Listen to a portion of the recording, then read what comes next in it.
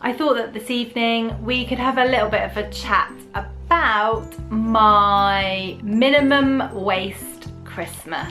I would say, I think it's since March this year, I've really been more conscious about the waste that I produce.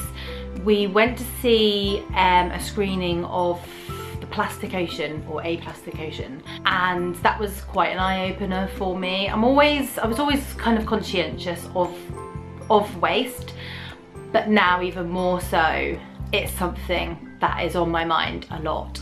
So this year is my first Christmas where I'm actually really considering what I'm producing and the impact that can have. So I'm not totally zero waste. I call myself transitioning to zero waste, and realistically I think that that's something that's going to be happening over many years actually, not overnight. So the number one thing that I have really got into this year so far is not buying any new Christmas decorations. Whenever I go away on holiday, I will always buy something for the tree, but I don't count that because they will stay with us. It will become part of our family tradition, so it'll be on our tree every single year, so I don't count that. This year I got one thing, which was from Bath. When we went to the Roman baths, I picked up a little Roman lady. But apart from that, I haven't bought anything, and that was wrapped in paper as well, so there was no waste there. But I have got into foraging. So we went for a walk recently and we picked up lots and lots of different things like holly and ivy and kind of ferny things, and just up here you can see the end of the wreath that's in the lounge. And I have also done one in the dining room, and that was leftover pieces of Christmas tree from Chris's second job.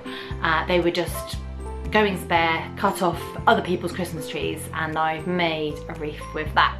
Using kind of natural materials, I have been able to create quite a Christmassy vibe without having to spend any money at all, and zero waste from that because you can compost it all afterwards.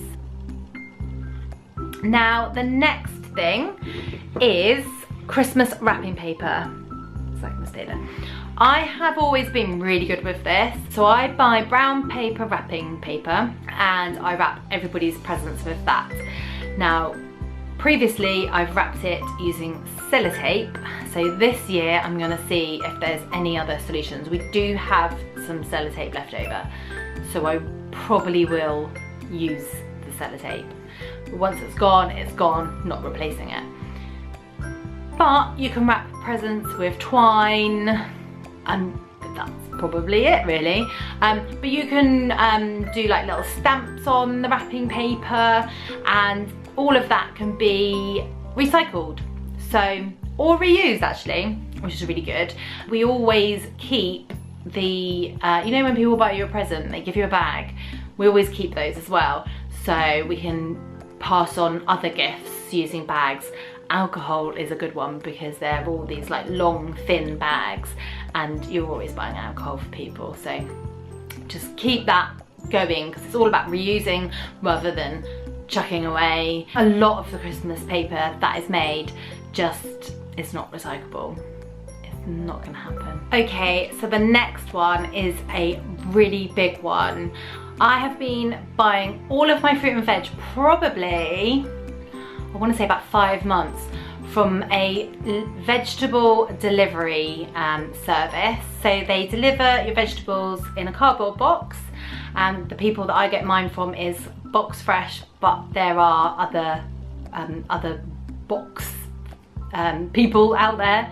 They're very local to the south of England, and everything's within season, and things are wrapped in paper and bags and comes in glass, because they do kind of extra stuff. They do like a pesto that I buy from them, and a vegan mayo, and yeah, so they do loads of extras, they call them.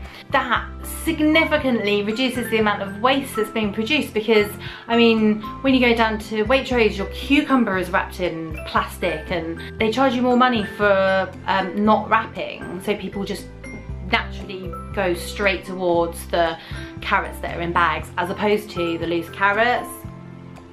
So that's a massive one for me, and I've already booked the Christmas delivery, and I had a delivery today, so there's one more delivery between now and Christmas. And honestly, our fridge is just full to the brim with fruit and veg. I mean, I think this is probably part of people's tradition anyway. It's just making sure that you're making as many things as possible from fresh. So don't know if you can see here, we've got like some oranges with cloves in. I was having a look in, got some kind of celebration books. They've got loads of ideas in here about making things. Making some pine cones down there, and paper chains. Just so much stuff that you can make. Plus, look at this, you can also like make your own games using things that you have. So this one is like passing an orange, which is quite a good game for the kids to get into. This one's a weird passing a sweet box around, and I don't really get that one. But yeah, you can just come up with so many ideas. They're just doing puzzles and things like that. There's so many things that you can do at Christmas that don't involve waste, and that kind of moves me on to the next thing, which is presents.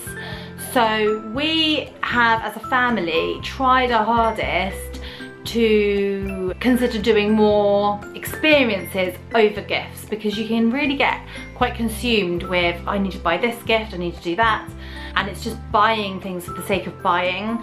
Whereas the experiences, those memories are with you for forever, for a very long time. That's not to say Charlie's not getting gifts.